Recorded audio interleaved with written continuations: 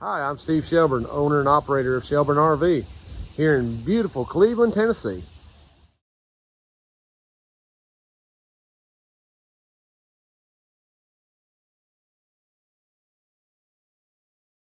Steve Shelburne, owner and operator of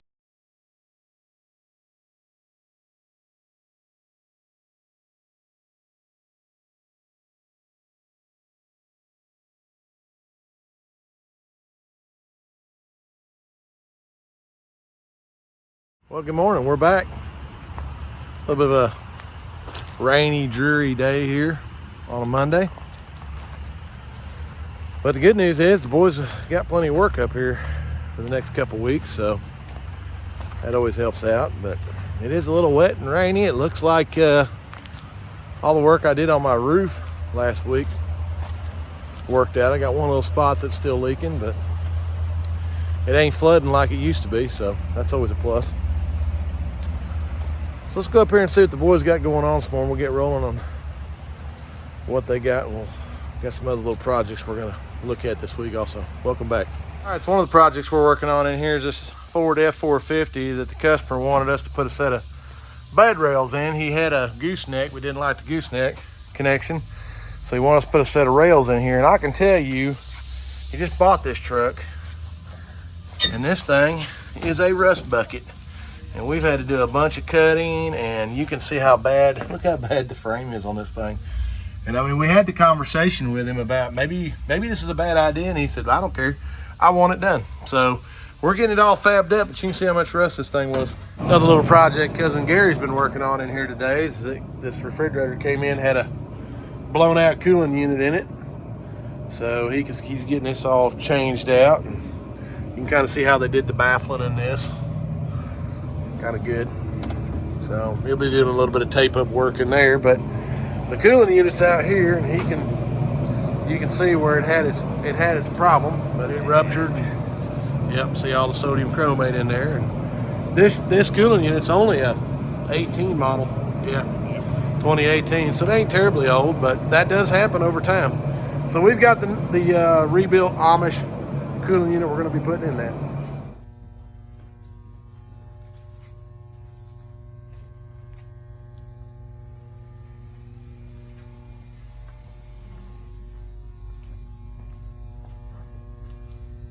So the next project here, we had this nice Mercedes van that came in, and this gentleman's been doing a bunch of his own work in here, and it looks good. But we had a problem with, there's a heater that's not making heat, and the little heater's actually mounted down in here. And here's the brand. I ain't never seen one before, but it keeps showing no heat. Well, when we started testing in here, according to the troubleshooting, you have to have so much resistance in the motor, and we're way over. So we've got a problem with that little heater right there.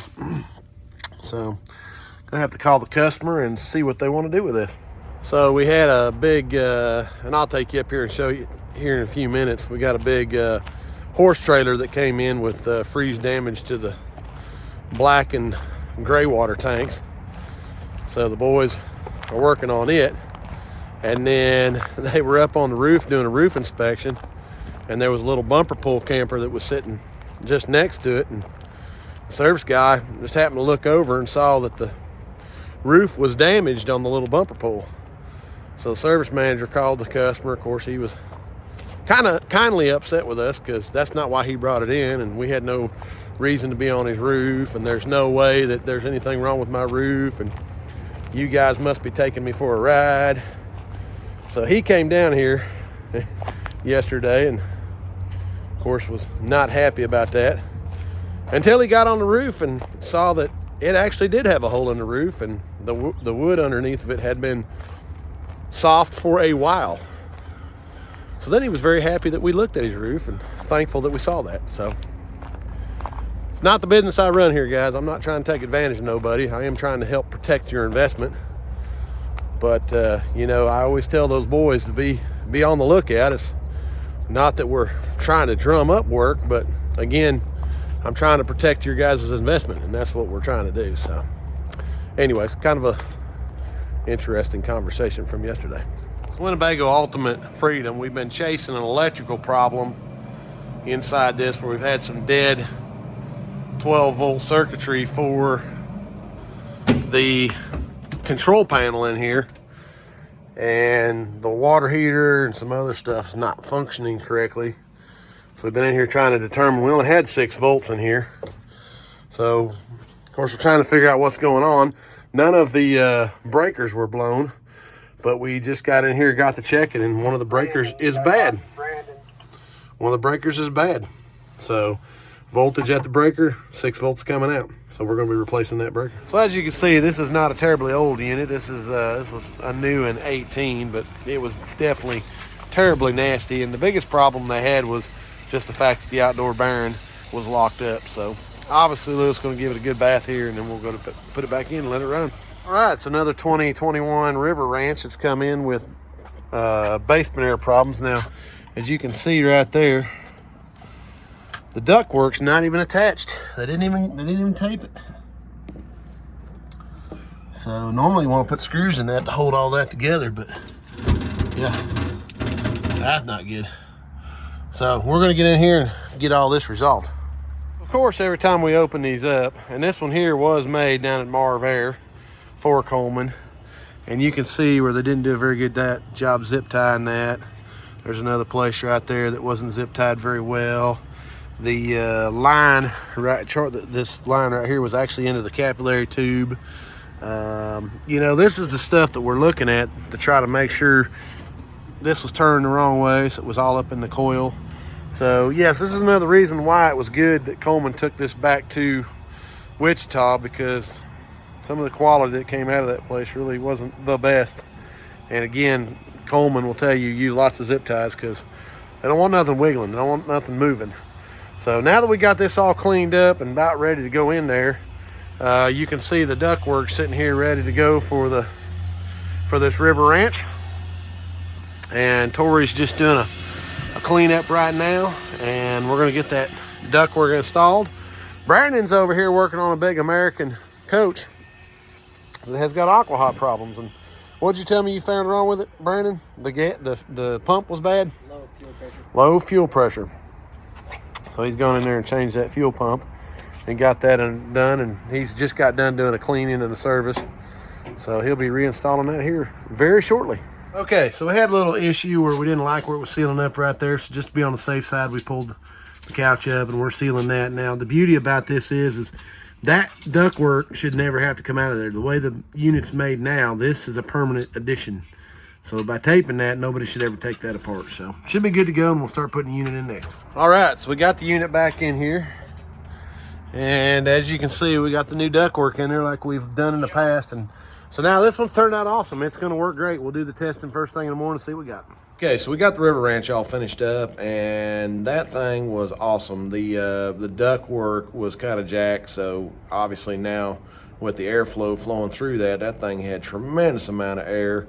Lewis had 21 on air conditioner, and the heat pump was cranking. So that one's all finished up and getting ready to head on.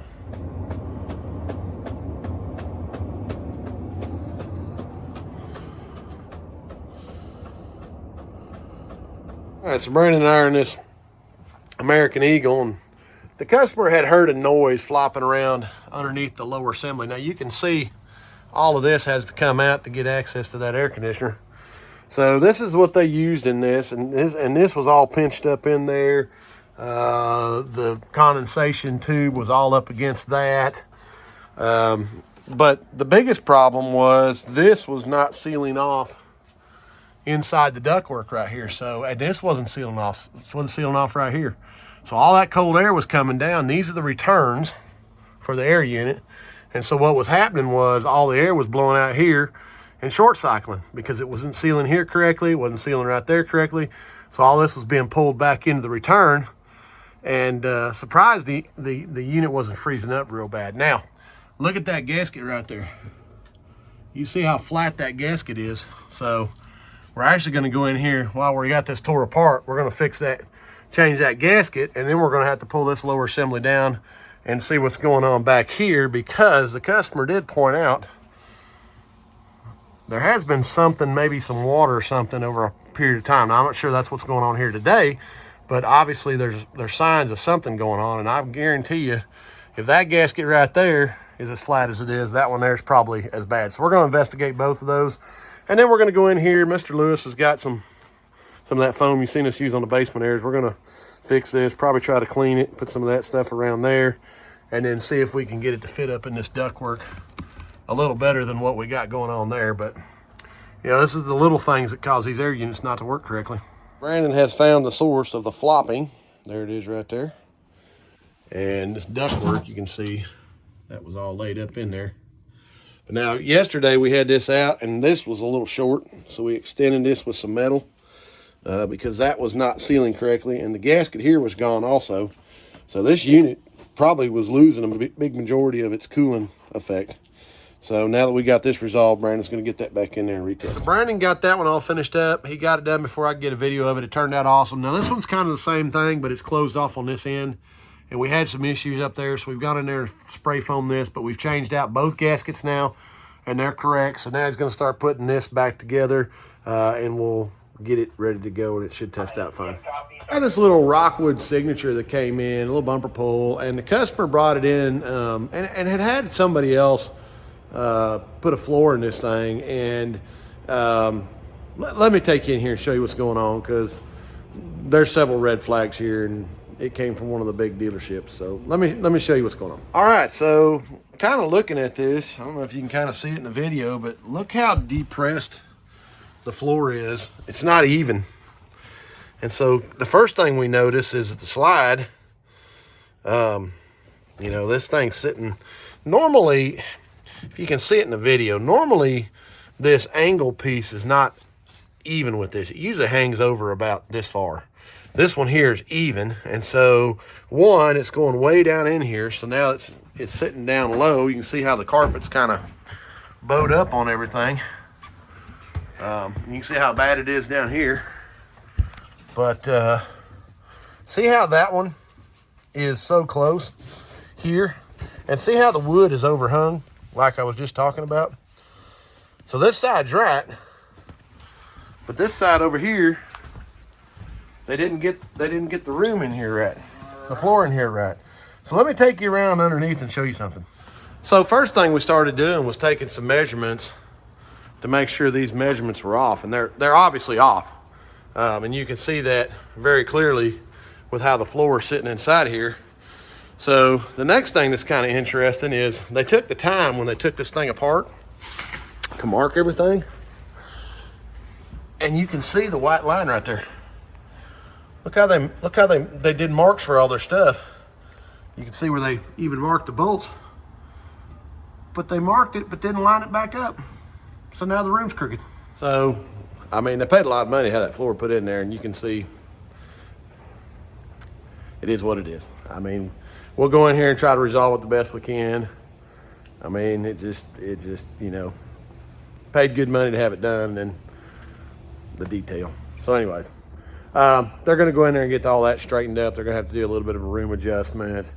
That still doesn't help us with how short that floor is to the bottom of the wall right there, because obviously the other side's sticking out a little bit, which is good, but that side's not. So, you know, just do the best we got. This is what they have. So, and there's already some scarring underneath the floor where there's some damage because, you know, they didn't wrap it in metal. They just put a regular floor in it. So just time, guys. It's going to happen again. So there you go. Okay, so you saw where we had these tanks out of this horse trailer, and Mr. Mitch here has got everything. He's got the new tanks.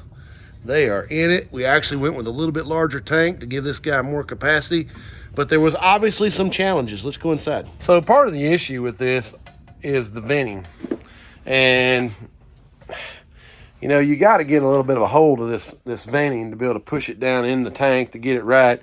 Now, one of them was behind that panel right there. We had to, actually, there's a panel now there. It wasn't there when we started. We actually had to do some cutting to get into there. So there's one vent pipe there. The other vent is right down there. And then there's another vent. You can see where we put a panel in there to be able to reach down and push those vents down into the new tank.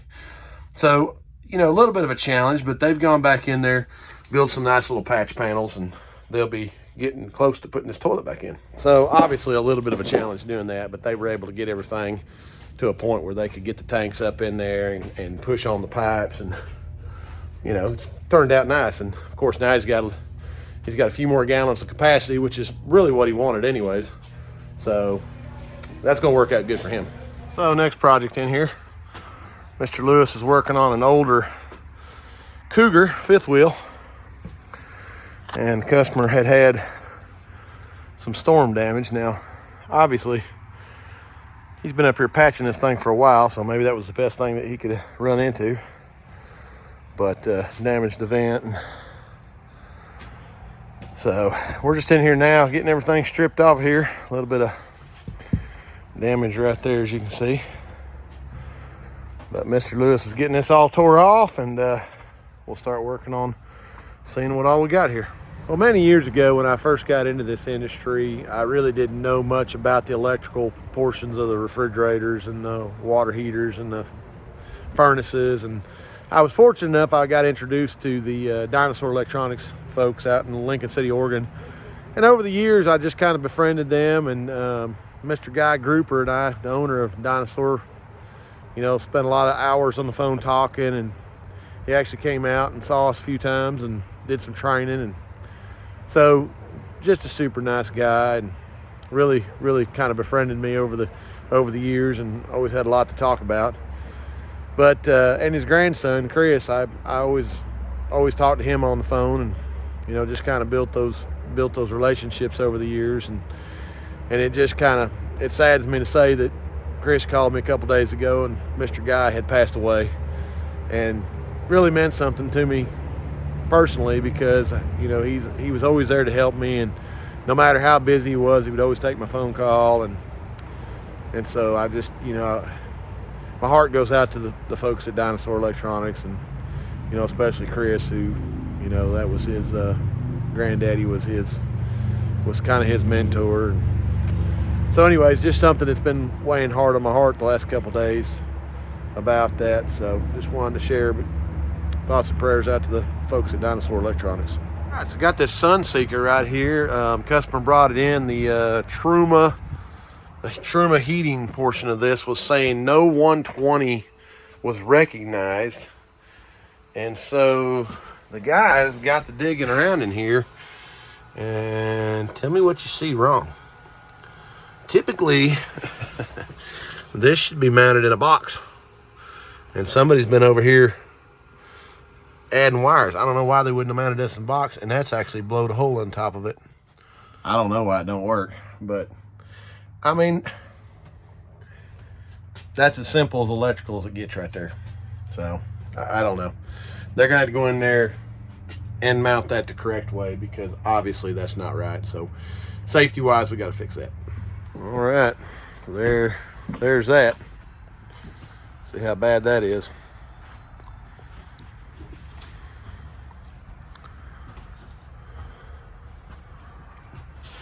We got this all off, and you can see what's going on there, but the question is, how'd the dog food get up here?